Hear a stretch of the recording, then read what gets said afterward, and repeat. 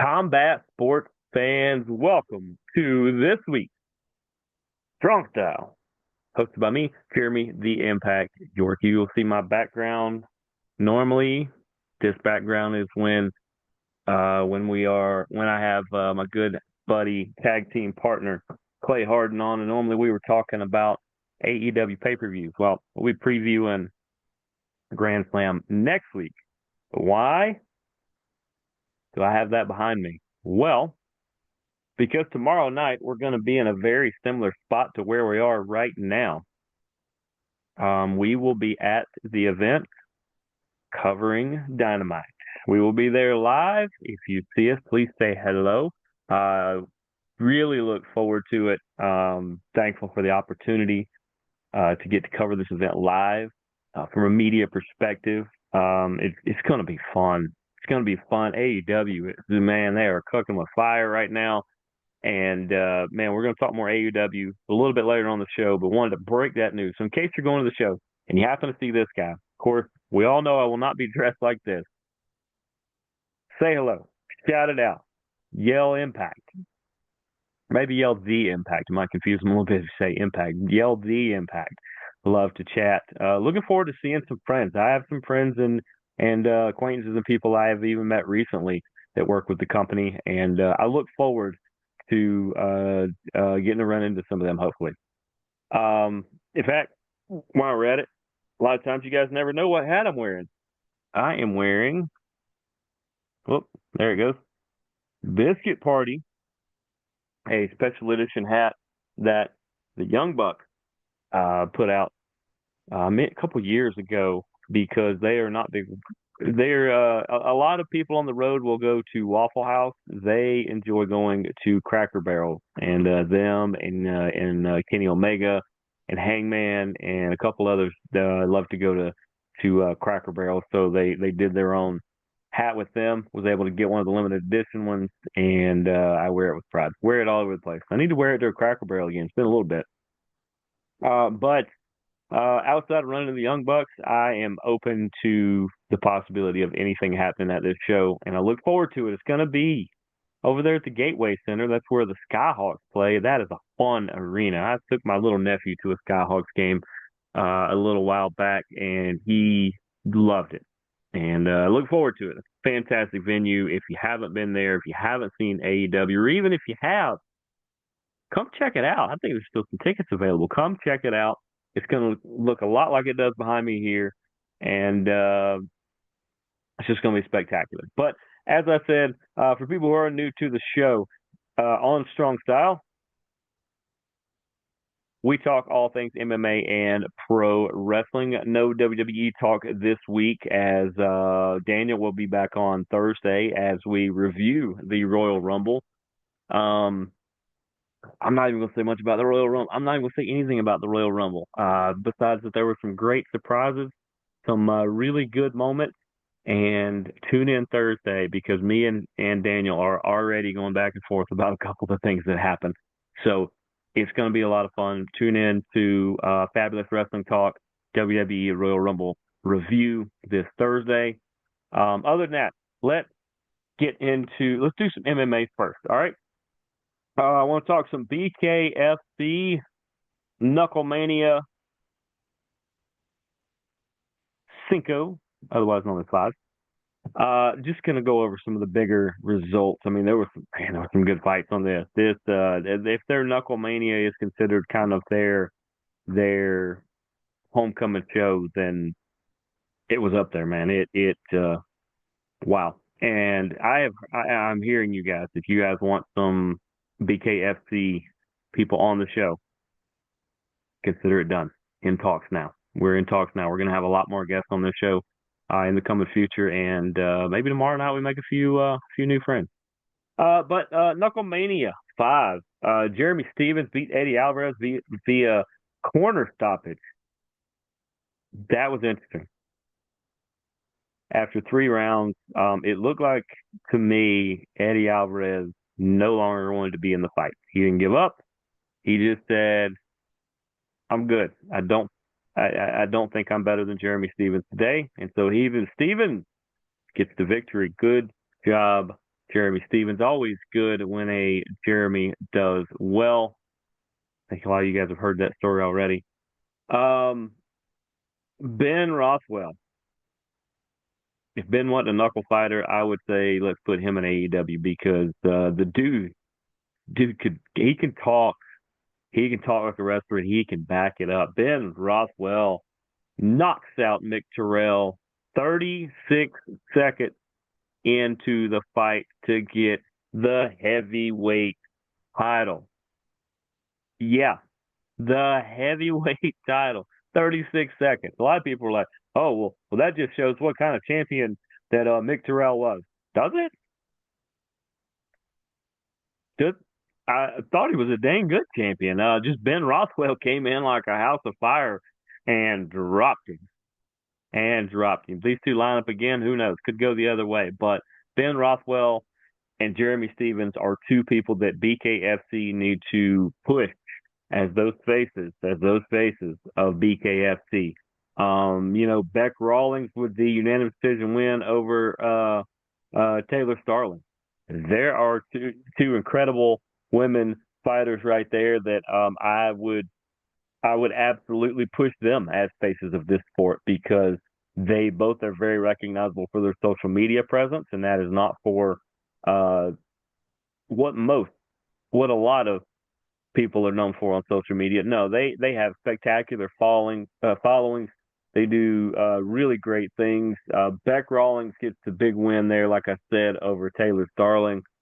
I would like to see these two face off again, maybe later in the year in a rematch if they are both in similar positions. But if not, I look forward to the next fight because they are both spectacular women and they're fun to watch fight. They really, really are.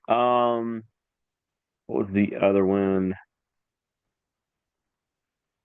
Kane Tomlinson Jr. defeating Patrick Sullivan via knockout in 37 seconds. That would have been the fastest knockout of the night had Ben Rothwell did 36 seconds.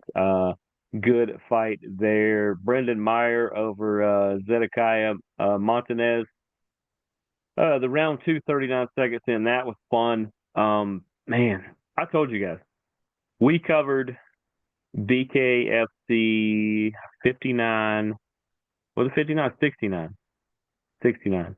BKFC 69 in Atlanta back in December. And I told you going into it, I didn't know what to expect seeing a live bare knuckle boxing match. I didn't know. I didn't know. Maybe it wasn't for me, but it took about a fight and a half, and I was hooked. I was absolutely hooked. That's because of you guys and because of them and because of me, and that's why we talk about them here on the show. They have an event coming up this weekend. Where is it? Where is it? Can we get that on the screen? There it is. BKFC Fight Night in Newcastle. That's in England for everybody who has never heard of Newcastle. Most sports fans know where Newcastle is. That is going to be this.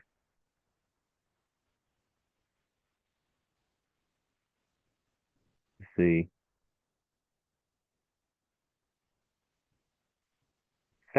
This Saturday. Quick math there. We are going to see Thompson versus Boardman. That is the Cruiserweight Championship bout. That's going to be a lot of fun. Those two I think you're going to see a ton of strikes in that one before you see any sort of ending. Jardine versus Shields. Going to be really good. Keenan McCarthy. Cook and Grogan. You can go to bkfc.com for the entire card. Where there is a fight that I really like. Was it? Yeah. Travis Dickinson, even though he's 0-1, is going to take on Rowan Gregory. That is going to be a fun fight. It might be the best fight of the night. I will say that I think that particular one maybe fight of the night, Dickinson versus Gregory. Just some really, really great firepower all on this one. Definitely go check out BKFC if you're over in jolly old England in the Newcastle area. Watch it. Definitely want to stop by and watch that. Like I said, if for nothing else, pick Jardine versus Tony Shields. That's the co-main event. That could be a main event any other night, except for that Carl Thompson puts his 3-0 record on the line against Rob Boardman, who is sporting a 6-0 record. Somebody's getting their first loss. Somebody's getting their first loss. Who do I think it is? I think it's Thompson. I think Thompson's getting his first loss. I think Boardman's going to take it. But like I said, so much greatness going on there. Make sure to definitely check that out. Invicta 60. We covered Invicta 59 in December. Now Invicta 60 is going to be this Friday. You will also see us this Friday. That is over at Center Stage. I look forward to being there. I have actually never been to Center Stage for anything. And that's where they used to film WCW. But when they filmed all that, I was a kid. We didn't go to many wrestling shows. It's definitely not like when I become an adult, and we do our best to go to as many as possible. But let's see. Our guest earlier, or our guest last week, Trissa was supposed to be on this card. She had to pull up by injury. She is doing well. She still a couple more weeks. She's got to keep off the knee a little bit, and then she'll be right back to training. And I feel like she'll get a fight pretty quick because I think Invicta definitely wants her back on the card. And the way it's going, the next few events might be down in this area anyway, so might be a good time to see her on there as well. But this fight night, I think there's going to be seven fights. They start at 5:30. Make sure to get there a little early if you're going to be there, or to tune in a little early. It's just about time to get off work on a Friday, get home, get your favorite glass of orange juice and some Cheez-Its. Either of those things want to sponsor this show, go ahead and do that. Just shoot them this way. We consume both of those at a healthy pace. But 5:30 for the prelims. I think the main card is going to start around 7. I can't wait. Invicta 59 was great. I think Invicta 60 is going to be even better. Nothing like a fight night. BKFC fight night, Invicta fight night. They are different types of fight nights, and you still feel that electricity. You just walk in the building, and you're like, something special is going to happen. So we enjoy being able to do that. Olga Rubin is going to take on Mayra Contreras. Sorry. Couldn't read my own writing. Shayna Young is going to take on Katharina Lehner. If I'm not mistaken, those are former UFC fighters, are they not? I've heard of both of those names. Victoria Leonardo is going to take on Rayla Nascimento.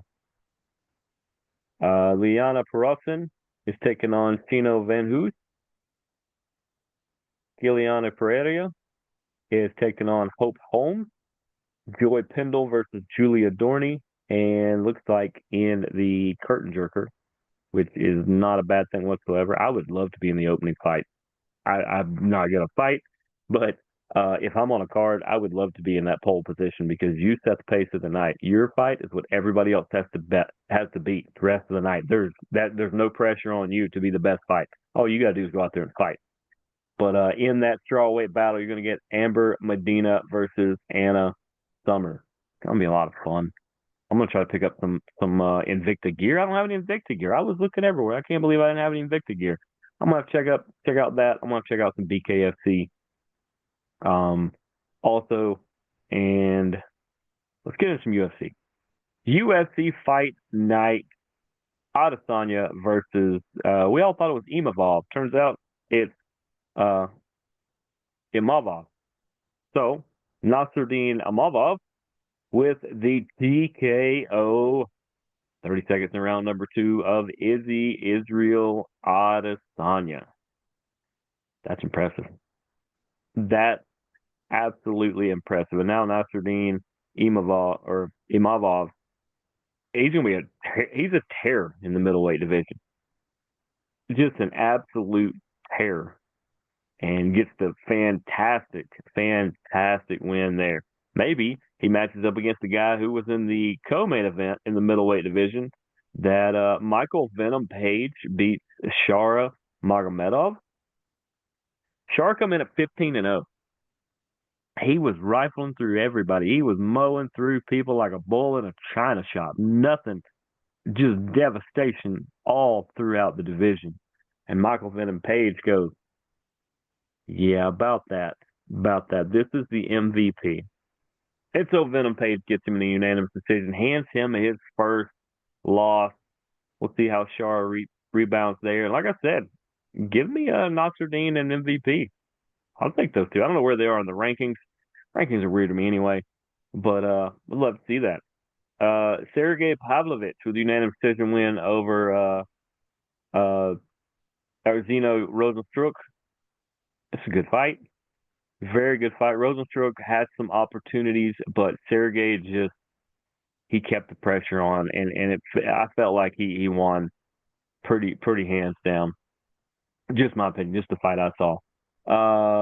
Vinicius Oliveira with a unanimous decision win over Said Nurmagomedov. Not a good day for Nurmagomedov or Magomedov.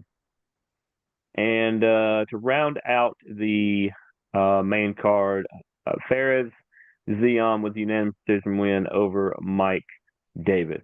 The Gaziev TKO, thumbs up there. I really like that. The Terrence McKinney on Hadzovic, 2 thumbs up there, Terrence. And what about Bogdan Grad over Lucas Alexander? That TKO. I mean, just fun. Like me, I'm kind of a nerd when it comes to some of this stuff. I enjoy some of the ones that go to decision because you get to see so many great techniques, but I'm right there with you too. In MMA, a solid submission or a tap out is great. A big time knockout is spectacular. In BKFC, same way. It was so great to watch a lot of those or some of those fights go to decision and to go, man, those two really slugged it out. What a great chess battle. And it's also good to see things like Ben Rothwell winning in 36 seconds. I'll be right there with you. I'm such a nerd. I like both. And people can call me whatever they want. That's cool. Happily will tell you that I am an MMA and pro wrestling nerd, and I will always be one as far as I'm concerned. But let's move on to UFC 312, Duplessis versus Strickland Dos.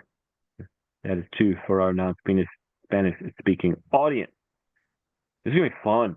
This is going to be fun. This is for the middleweight title. We just saw some middleweights featured last week. These two have got to be looking over their shoulder because not only do you need to win this fight and become champion, but you've got Michael Venom Page and, you've got Nasruddin Imavov lurking. Those are not people I would want trying to seek me out. That's not an easy day at the office. I'll be honest. I think Dricus du Plessis is going to win this. It could go to decision, but I doubt it. If Sean Strickland will start marching him down like he normally does, he really has a shot to win this. However, if he starts to get a little too close or drops his guard just a little, I think du Plessis is going to lay him out. And that's actually what I'm going to say, 3rd round TKO for Dricus. That's what I'm saying there. How about this matchup? I could argue that this could have been the main event as well. Zhang Weili defends her women's strawweight title against Tatiana Suarez, who is the favorite. Suarez, the favorite over the champion. It's close to a pick'em, but Dricus, by the way, is the favorite in the other one, minus 210 to plus 175 for Sean. Not bad money. You want to put a little money on either one. It's not bad. Plus 100 for Zhang Weili, minus 120 for Tatiana Suarez. I'll be honest. I'm with you guys. I think Tatiana Suarez and new women's strawweight champion. I think Suarez. I think he's going to get it done. Zhang Weili is going to throw everything, including the kitchen sink, at her. And Tatiana's going to find a way. third bout on the main card, Justin Tapa at plus 115 against Tollison Teixeira at minus 135. This is pretty much a pick 'em in the heavyweight division. Heavy hands, cinder block hands. It is going to go back and forth and back and forth. Give me Tollison Teixeira. He's just on such a roll, has yet to get a loss. I don't know that Justin Tapa is going to be one to give it to him. The returning Jimmy Crute, looking for the comeback story here. They plus 135. It's going against Rodolfo Bellato at minus 160. This is going to go one of two ways. Either Rodolfo is going to take care of a ring rusty Jimmy Crute, or Jimmy's going to show that he's back and that his time away actually made him stronger. What do I think is going to happen? I think split decision Rodolfo Bellato. I think it's going to be that close. I would love for Jimmy to win and help us come back, and I don't think that's going to derail it, show that he's still in it. But Rodolfo's not into comeback stories. Rodolfo wants to win. Jake Matthews is going to take on Francisco Prado. Prado is a plus 195, not bad money there. Minus 240 for Jake Matthews. Francisco's got a chance in this one. However, I think Jake Matthews has it, and I think it's going to be a unanimous decision once again. Those are all the pay-per-view ones. You can ESPN Plus, and Disney Plus for, I think, what I call the middle card, and ESPN Plus, Disney Plus for the prelims. See if there's any big ones that really jumps out to me.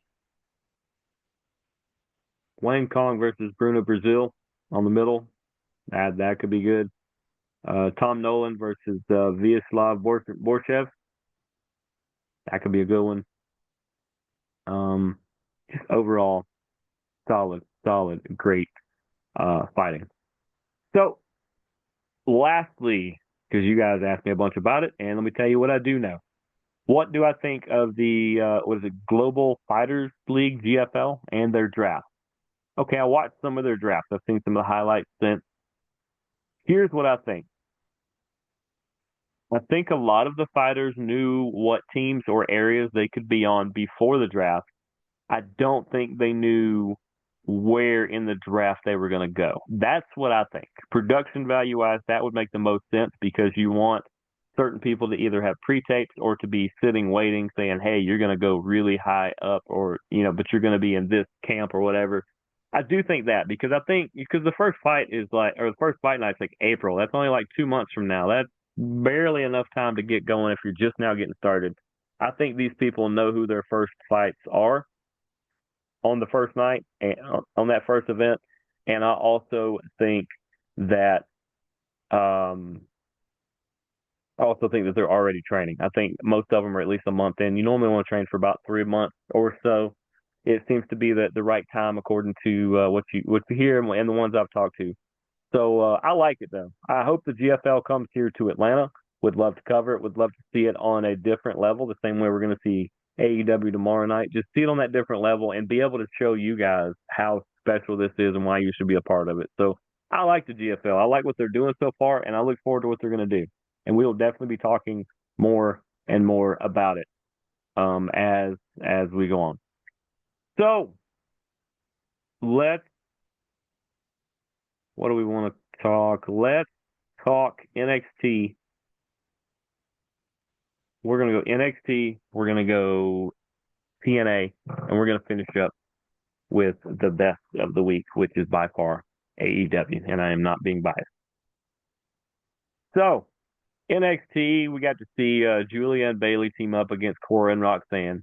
Roxanne, even though she came back at the top, and she seems to be kind of friends with Roxanne, since come up on the short end of the stick. I think you're going to see her move back a little bit. Seeing her on TNA this week, I think shows that she's going to be one that's going to pivot back and forth. And I think she could do well from what she'll learn from the other ladies and other people in TNA. And I think she'll do well getting those fresh sets of opponents and really be able to get back into just spectacular ring shape that she was.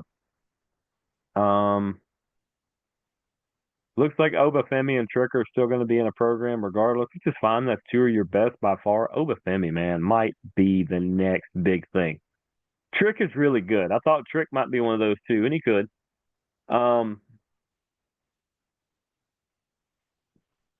but Obafemi and Trick is a great rivalry, and I look forward to all the fun things they're going to do there. Uh,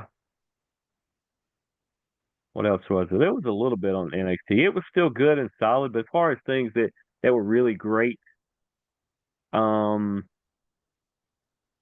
I thought Ethan Page versus Cedric Alexander was a really good match, and um, Shotzi versus Fallon. Fallon's really good. Shotzi was really uh showing some good stuff, and knowing that Stephanie Vakur is going to go against Fallon coming up soon. I think that's going to be really awesome. TNA, and of course that was all in Atlanta. They did a spectacular job there in Atlanta. I think they were at center stage, if I'm not mistaken. But let's go to TNA. I'll be honest, not a big fan of the Ryan Nemeth brother angle with Nick Nemeth. Yes, they're brothers, but just him being annoying. Okay, gotta do something with him. I don't know why they can't just be brothers and do things like every other set of brothers. But them kind of having a bone to pick with AJ Francis and KC Navarro. I'm not sure who the heels are supposed to be there because Ryan's running his mouth and doing mischievous stuff, and AJ Francis and KC Navarro are definitely heel. So I don't know. It ended up being a good match later on in the show, but it just I don't know, it lacked a little bit. It was hard to figure out what they were trying to tell us. I like Ariana Grace being the liaison still. Of course, that is Santino's daughter for people who do not know that, so it's great she gets work with her dad.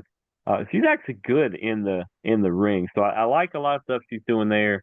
We all know that is Tessa's locker room over there, at least the women's side of it, and you guys are going to see a different feel to the women's division, and I think you're going to really like it. Jordan did a spectacular job of running that locker room. Now, obviously, she was number 19 in the Rumble for the second year. She is officially signed with WWE for people who don't know. So it is a Tessa Blanchard women's division now. Like I said, Cora Jade took on High-End.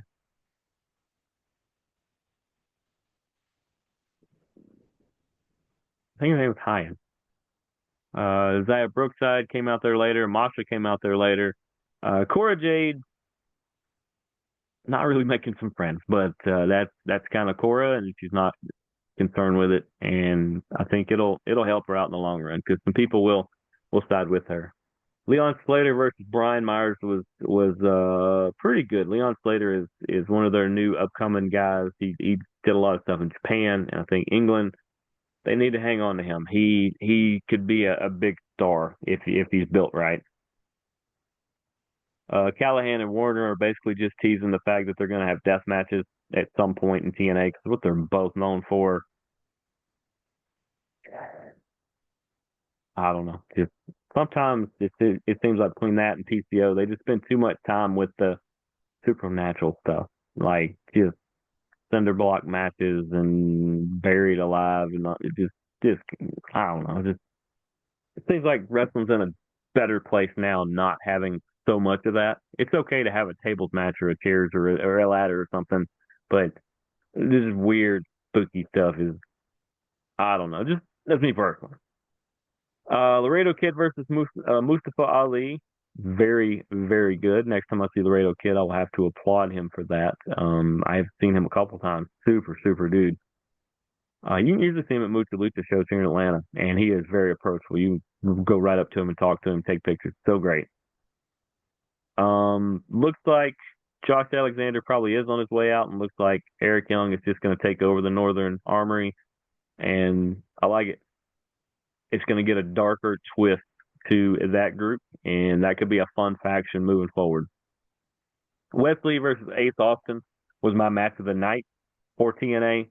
I still stand behind the fact that Ace Austin getting the chance to face NXT people and getting to go to NXT maybe and do some crossover stuff is just going to be spectacular. He's going to benefit so much, and he's going to really put himself on the map for being a great solo performer.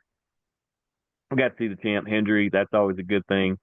And then there was the main event that I said, First Class versus the Nemesis, which was good. I mean, all four of them can work. It was pretty good. I still don't understand kind of what was going on there, you know? Kind of don't. Yeah, it could be me once again. It could be me. It's always a possibility. So now let's talk some AEW.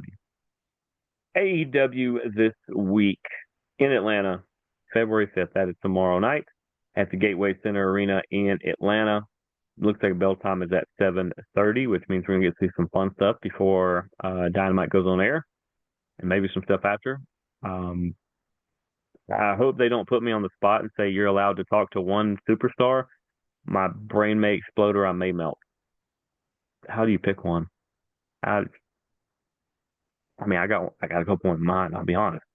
Also looking forward to running into people that I said I know. And this is not me big dogging, talking big. No, these are people that over the years you end up in circles, you end up crossing paths with a lot of people. And there's definitely some in AEW. So if I cross paths with them, maybe you see them as a guest soon. We'll put it that way. So if you can't join us, please watch on however you watch Dynamite. It's going to be spectacular. Dynamite last week, we opened up with Will Ospreay versus Brian Cage. Outstanding. And then Archer and Omega got involved.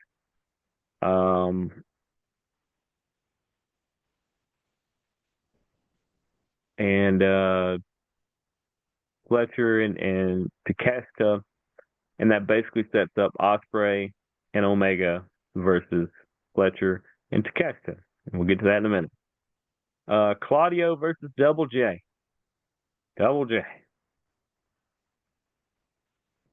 These are two fantastic guys, and to be such different styles, this just worked. This just worked. If this was the main event of Dynamite, I would have been absolutely okay with it. Jeff Jarrett basically on his last ride, and Claudio just an absolute strong beast. And man, he can perform, and nobody does the move set that he does. He has such a unique move set, and it's not that he's not doing the flip and the fly and the stuff. No, he's just straight up brawling wrestling. He reminds me of kind of an updated William Regal, maybe Fit Finley, one of those kind. Just has so many ways to just get at you, and this match was definitely that good. Now, of course, Yuta and Mox and MJF all came out as part of it later, which was fine. That all pushed other things that were going. But Claudio versus Jarrett, absolutely great. Ricochet versus AR Fox. Fantastic match. They're really building up Ricochet. Him and Swerve have something fantastic going on. Tomorrow night, you will get to see that on Dynamite. I can't wait to see that live. There's a chance that goes into the stands. It may go right into my lap for all we know. It's not some kind of weird tease or random thing. It's like, no, these two could fight all over the arena. It literally could be in a hot dog stand. It could be in the merchandise area. It might be in a bathroom. Who knows? They may fight into the street. That's a possibility too. It's going to be spectacular. Ricochet does get the win over AR Fox. Of course he does. AR Fox and Swerve go way back, like further than even I thought they did. But, man, they can work. They can both work their tails off. Jay White versus Wheeler Yuta. Now, before the Death Riders and Cope and FTR all came out, Jay White and Yuta had a really, really good match. Yuta's a good worker. He's a really good worker. I think when a lot of the dust settles on the Death Rider stuff, you're going to see him on an elevated level as everybody else kind of clears off. Jay White, I have said for a long time, is a main eventer. and he definitely could be. And he's really pushing himself as that now, and he's really getting that push from them. And I think it's just doing some spectacular stuff. Hopefully, get to see him tomorrow night. Um, to be honest, one of the best women's divisions, top to bottom, AEW. You got Mariah, you got Tony Storm, and Monet and Yuka Sakazaki, and that was just the ones that were on there. Um, I mean, Taya and Diana Perrazzo, just killer after killer after killer. This is just a murderer's row of great, great wrestling talent. You know, I didn't put a gender on that, did I? Great wrestling talent.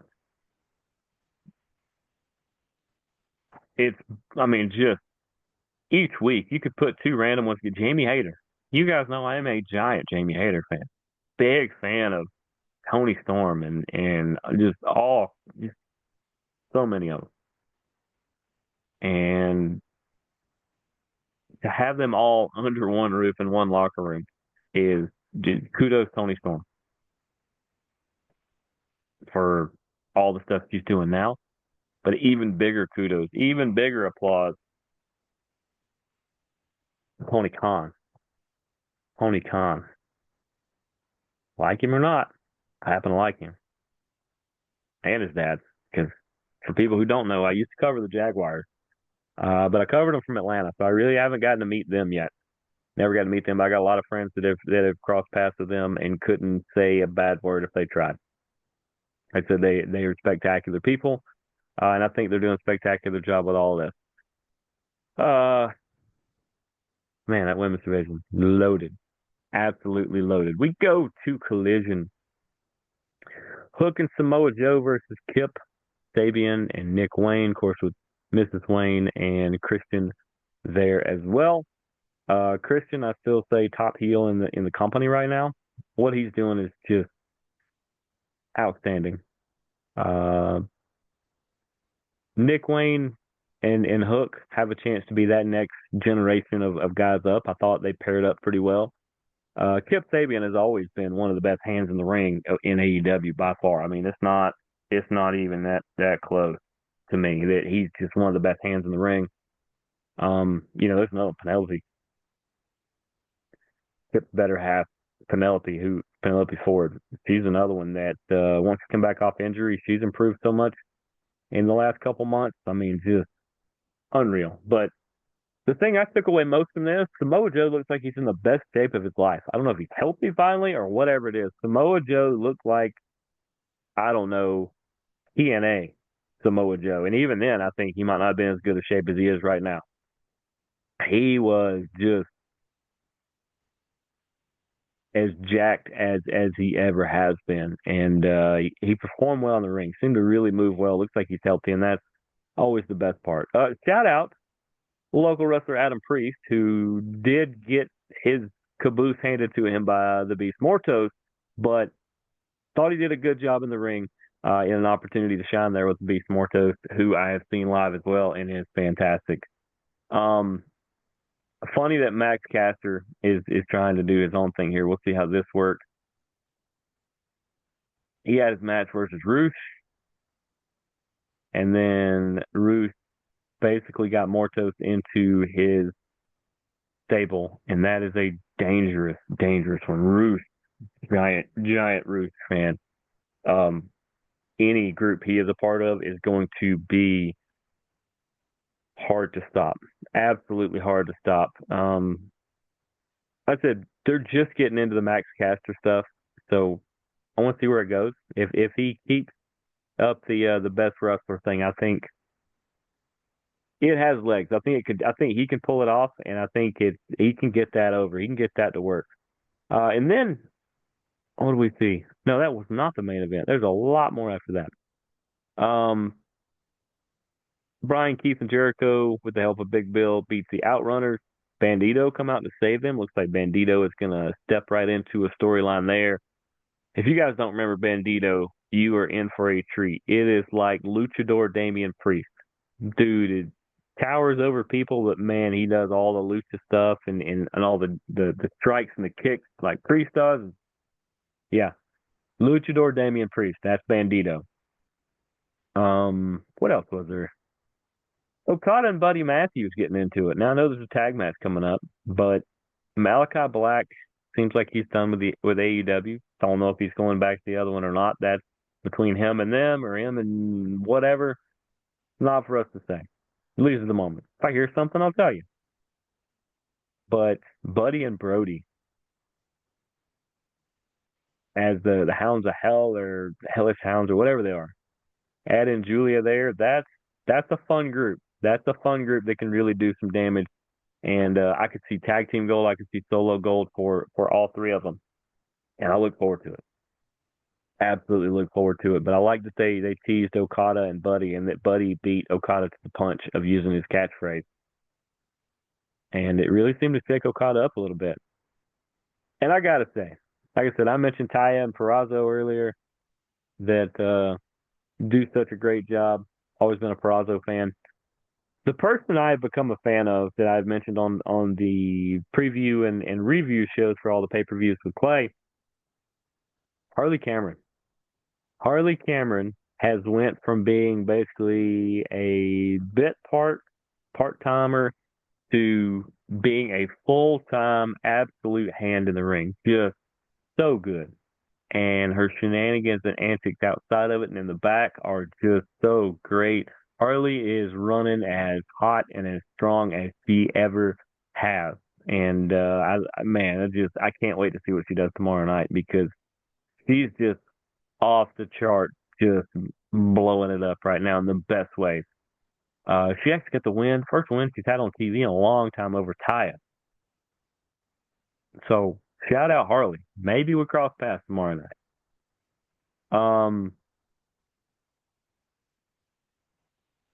What else was there? They got a video package of Chris Daniels. I don't know if that means he's still going to wrestle one more time or something, or if he's going to officially hang it up now. I don't know. Kind of looking into it. Yeah, Harley with the puppet. I made a note of that. Harley Cameron was talking to Renee in the back, and she had a Monet puppet, and it was really funny until Mercedes Monet walked up, and then it got less funny, but it was still pretty funny. I think they all played it off just as best as they absolutely could. Kyle O'Reilly versus Moriarty versus Garcia. I'll watch that at any time. Those three, just constant movement. I don't think it ever slowed down for 1 second. Lee Moriarty does not get near the credit that he should. Garcia's starting to get it. Kyle O'Reilly is underrated as well. But think about this faction. So you have the infantry, Sean Dean and Carly Bravo. Great up-and-coming tag team from right here in Georgia. Met Carly Bravo at the Georgia Wrestling Awards. So cool. That dude is so chill. He's so great. Pretty good host of an award show as well. So you got them. So that's your tag team. And you got Shane Taylor heading it up, and then Lee Moriarty as the fireball. I mean, that's one of the best four pieces in wrestling. Shane Taylor, outstanding work in the ring. The infantry, outstanding work in the ring. Lee Moriarty, on another level. Big time. Big time. That's Lee Moriarty. They should call him Lee Big Time Moriarty, because, my goodness. In fact, the Garcia retained, I think Moriarty straight up could beat him. I think he could, and he probably will. We have to do the debut of Megan Reyna, or not the debut. We've seen her a couple times, but Megan Bain, not Rihanna. Megan Bain. I look forward to some things she's going to do in the future. Right now, you get her feet wet with a couple matches here and there, and then I think after Grand Slam, you'll see her start to pick up and start to get into it with some other people. the tag team of Leo and Andretti, I think, can really do some fun stuff. Obviously, them and Top Flight are going to get into it some, but that actually gives them both something solid to do than being members of the group, and it lets them be a little snotty if they want to be, and it works. They can actually do that. Um,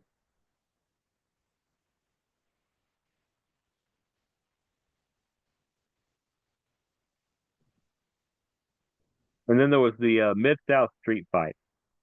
John Moxley and Wheeler Yuta versus FTR, and they were all over the arena as they typically are. I think there was some good spots in this, and there were some crazy spots as usual. Um, in the end, the way they played it up, I think it was the best way to do it. I think it leads into so many more things you can do this week, in Atlanta for Dynamite and then Collision this weekend that leads right into or that will lead into next week's action that will lead into Grand Slam. Um, so many great things, just so many great things, and I think that's pretty much all I got this week. I've got to start getting my stuff ready so that I can be there tomorrow night. Like I said, join us tomorrow night, AEW Dynamite in Atlanta at the Gateway Center Arena. That's where the Skyhawks play. Look it up. It's not hard. It's near the airport. It's not hard at all to get to. Um, it's a great venue. I look forward to being back in that venue. 7:30 bell time is what it is saying. Try to be there early. You never know who you'll run into or what could be going on. And other than that, this has been another great edition of Strong Style. I'm your host, Jeremy the Impact York. We will see you guys next week.